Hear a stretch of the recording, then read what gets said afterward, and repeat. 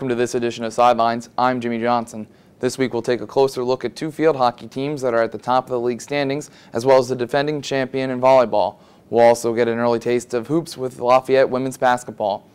First, we'll head to West Point to meet up with one of the Patriot League's top rookies in women's volleyball. Rick Johnston has the full story on Army freshman Megan Wilton.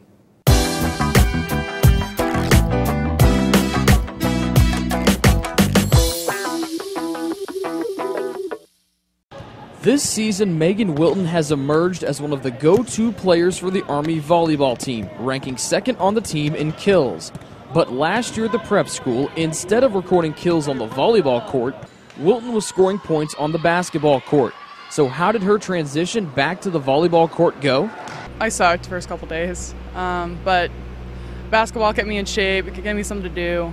Also at the prep school, Wilton played some beach volleyball and on a co-ed club volleyball team. The freshman says those different disciplines influence her play today.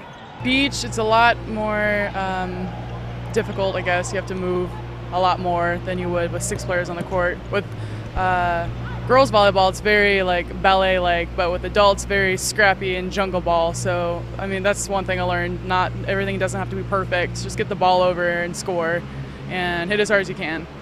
Head coach Alma Cavacci says Wilton's development this season has been a joy to watch. Oh, it's great. It's great for Megan. The first thing is the team really looks up to her now, but it's great for Megan to see herself play like that, to put up those numbers that she has. And if she just continues to relax, and I mean, her work ethic, we have absolutely no question she gets that. But if she just continues to relax, and I think it's very important that the numbers she's putting, that confidence will continue to grow. Wilton's strong play this season has primed Army for a run at back-to-back Patriot League championships. Reporting from Gillis Fieldhouse, Rick Johnston, ITT Night Vision. Switching to field hockey, Lafayette is 2-0 in the Patriot League, tied with the reigning 7-time champion American Eagles. The two will end the season with a game that could decide the regular season title. Both squads rely heavily on defense, and I was in Easton last Saturday to catch the Leopards' defense in action in a 4-2 win over Bucknell. Here's the story.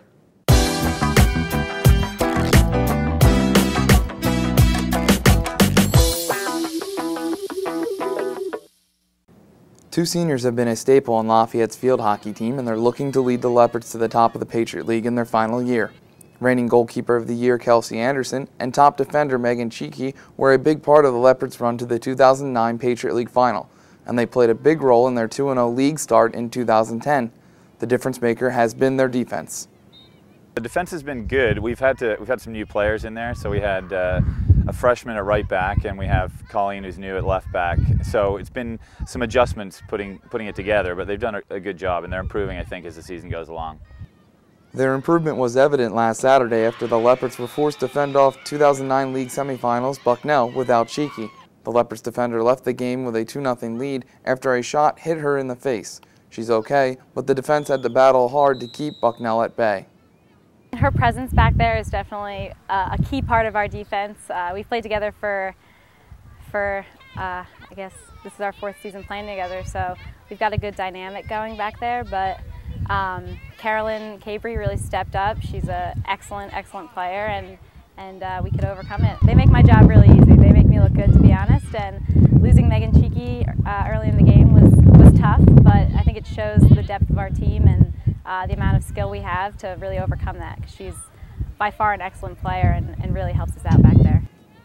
Cheeky will be back, but the test was a great one for the Lafayette defense, especially for Anderson, who made 5 saves to secure the 4-2 win. Anderson, who is 4th on the league's all-time shutout list with 20, took charge after Cheeky went out. Kelsey's she's like having an extra defender back there in some ways. And you saw in the game today, she made some great sliding saves. She communicates well, and what she's doing now is anticipating the play as it's coming in, so she's able to kind of direct traffic as well as make the save, which is key for us. Cheeky has been equally as important, anchoring the defense and sparking the offense.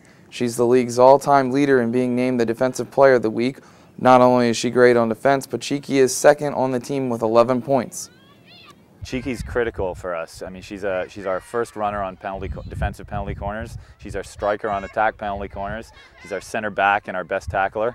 And she's also our fastest player with the ball and our distributor. So I think, I mean, she's been playing great this season. It's her best season by far. She worked really hard on the summer over conditioning. and you can see it paying off.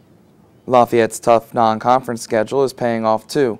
After 3 games against ranked opponents, Lafayette's defense, which has a 2.4 goals against average and 3 shutouts, has shown it's ready to take aim at the league's top spot.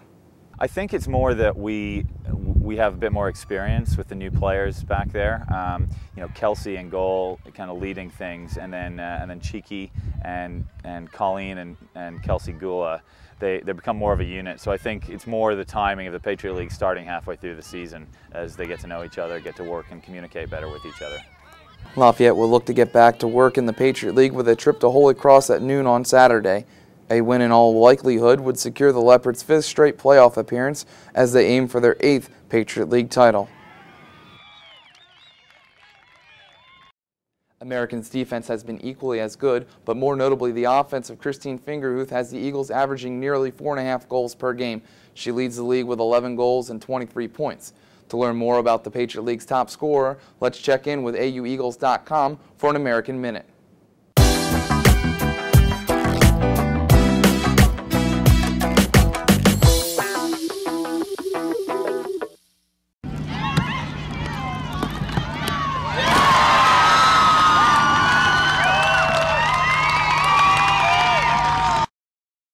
Hi, my name is Christina Fingerhuth, and I am a field hockey student athlete at American University.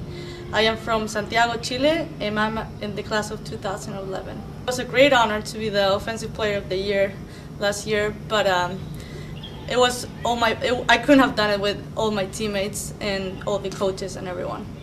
To score a game-winning goal, it's one of the best feelings you can ever have. I mean, all the goals are important, but the game-winning goal, they have something special from inside. To win the Patriot League championship, it's a great honor, basically. Every year it feels different. Last year was especially different for us because we were undefeated and we lost the game, and then we beat them in the final. So that was just unbelievable, and it felt really, really well to win that last game. While fall sports are gearing up for the championship season, the winter sports season is just around the bend. Lafayette Network's Matt Pinto met up with women's basketball coach Diane Nolan for a quick interview after the second day of practice. Here's his story.